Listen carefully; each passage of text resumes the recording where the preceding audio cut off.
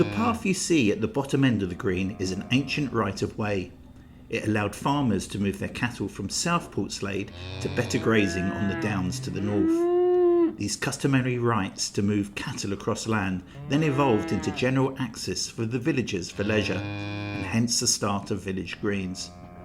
Leisure has always been important to Portsladers. In 1312, John de Warenne, Lord of Portslade Manor, was granted a licence by King Edward II to hold an annual fair on December the 6th.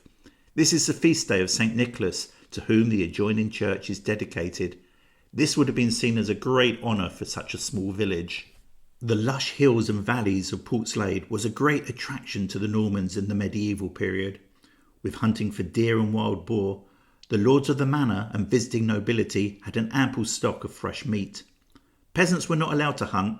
This was punishable by death, but they did enjoy their own recreation, which included gambling with dice, mob football where the ball seemed quite secondary to the sport, and the lost art of shin kicking. However, in 1647, Christmas was banned in Portslade. You can click on the link at the end to find out more. As you look across the green, you will see two large houses. Directly north is the imposing Witchcote.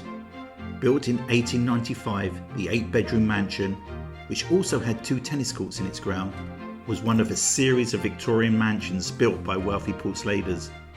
The Muse brothers, who owned Portslade Brewery and a large portfolio of pubs, both made Portslade their home. Herbert Muse built the house in front of you, whilst his brother, Walter, built the magnificent Loxdale house. With 9 bedrooms, 6 reception rooms, servant quarters and a domed turret, it remains the finest house in Portslade. Today, the building is used as a language school and access is restricted. Up the hill to the east of the village green, you can see the Georgian mansion of Manor Lodge.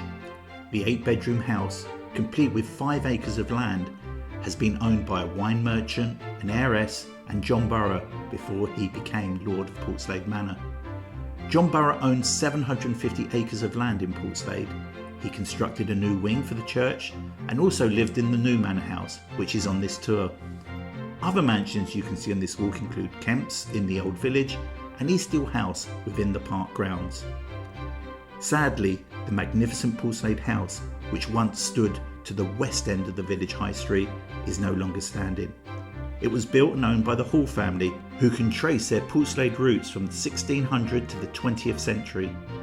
The Halls had their fingers in many pies: banking, wine merchants, property and landowners, so a large house was certainly a status symbol.